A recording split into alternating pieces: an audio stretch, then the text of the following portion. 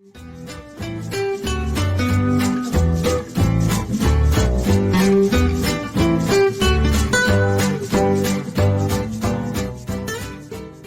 looking at that thumbnail, I know why you're here. Look, today I'm gonna show you how to make the best grilled chicken thighs ever. Now let's get into it. Now I want you guys to come in here and take a look at this right here.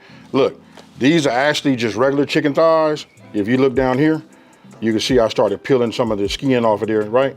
So I'm gonna still use the bone. If you guys can find the, the skinless, boneless kind, those work too. Again, just to give you guys a recap, right? No skin, and then you can clean up some of this fat and some of the skin that's on there too. It depends on the quality of the, the meat that you guys get, right? So I just take it, I peel this off, then I just clean it up, right? Take that, and then you see this right here? I like using these little fillet knives because it makes it a little bit easier. It's a little flexible on the blade, let you get in there. Now I'm not gonna bore you guys. I'm just gonna cut some of this off. Then we're gonna move on to the next step because look, the next step is gonna be crucial. It's gonna give it that color and that flavor, folks.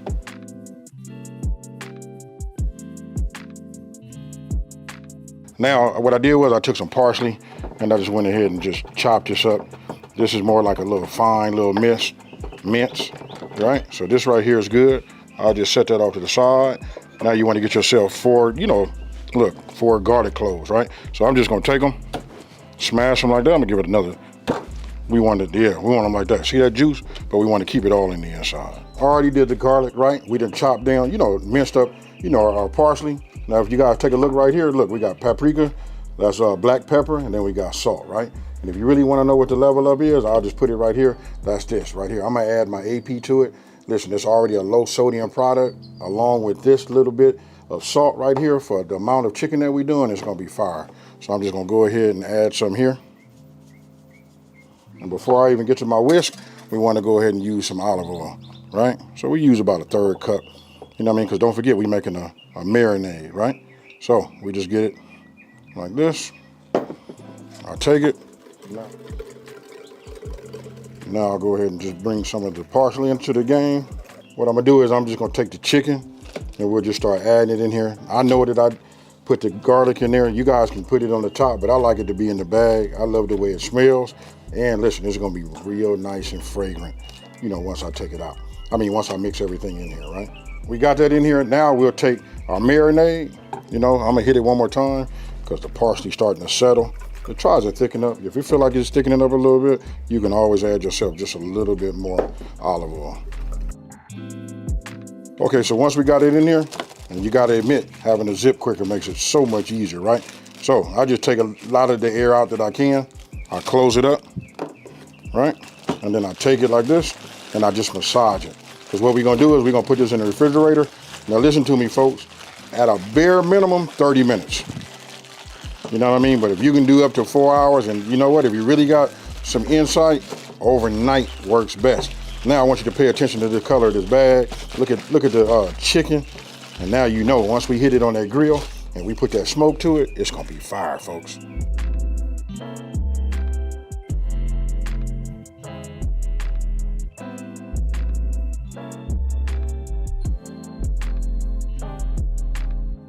Okay, so I want you guys to come on over here and look at this right here.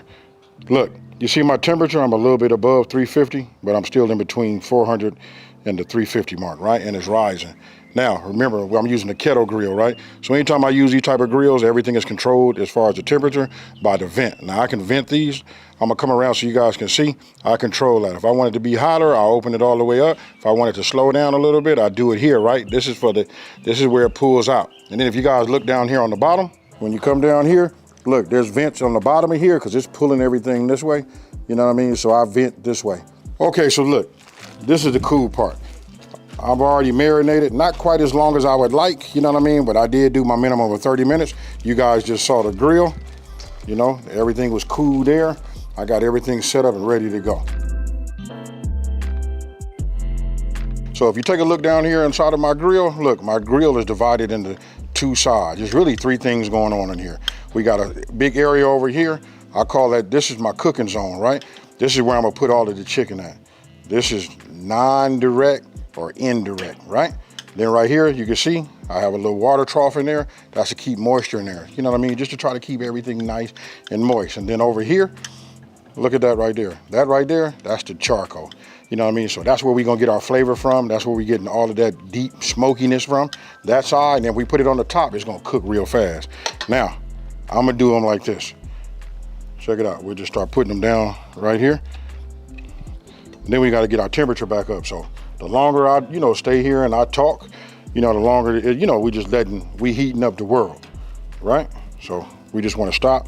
And then I wanna go ahead and just be quiet for a second to pay homage to the color of these. Look at that right there.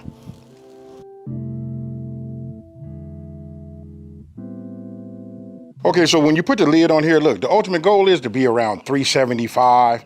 You know what I mean? We can go up to 400, but we got to stay on top of it, right? Listen, and then I know you guys are going to ask like the time. It really depends. I'm really trying to get this to back down. It's on its way coming back down to 350 degrees. I like that. That'll be nice and slow with that color. And I got to show you this.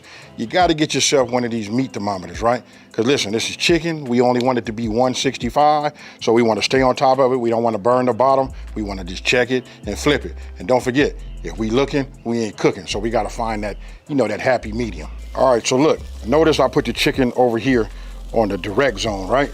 So when you do it like that, that's how you get that color like that. So I just flip these over. We'll look at it again. This is what we want to get, folks. Look at that. Then I want you to pay attention to that color. That's a combination, of my seasoning, right? And then we put that paprika in there. It's just a combination of it all, the salt, the pepper, and all of that. And then look, on my grill, I'm using a spin grate, so I'm able to just spin this around like this. You know what I mean? If I want to put it over there on that side, I do. Then I just adjust, right? So we'll do it like this. So if you guys got any type of fajita you want to put this in, man, you could do it however you want to do it, but this right here will get you that color on the bottom, you know what I mean? And then you cook it, then we're gonna temp it. And what temperature are we looking for, folks? I'm gonna be looking down in that comment section below to see if you know. That's right, 165. Okay, I want you guys to take a look at this right here. Look, 164.3, they say 165, we good. That's it right there. Then I'll come over here, I'm gonna test this one over here. Let's find that. Don't forget we got that bone in here. And this one right here, 160. It's working this way up. By the time I get these off of here, they'll be ready. Now, I got them on a direct heat because I want to put a little char on them just under the bottom. That one's a little bit over. That's ready to come off. But 165 is that sweet spot. Look at this right here, 163. Let me go ahead and start pulling these off. So the only thing left to do is to take these babies off, right? That being a little thicker, I'll just hold that one over there. We'll just start loading these up like this. The objective is to get them all off at that 165, right? So I take the thin ones off, first. Oh yeah. When they get to popping and doing all of that, that tell me, look, that bone in the inside, that's the advantage of having that bone. That bone get nice and hot and cook it real nice. That's some flavor right there, folks. Look at that right there. Ah.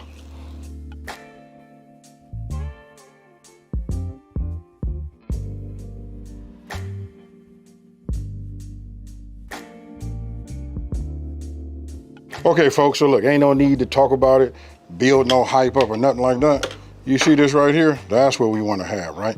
So, you want to know, is it good? Look, look at that. I don't know why I'm screaming. Look, it just goes right in the inside. So I'm just going to go ahead and just give it a cut, right there. Let's do that. I mean, you see that right there? Ooh, you see that flavor? You know what I mean? You want to know, is it cooked right? Look,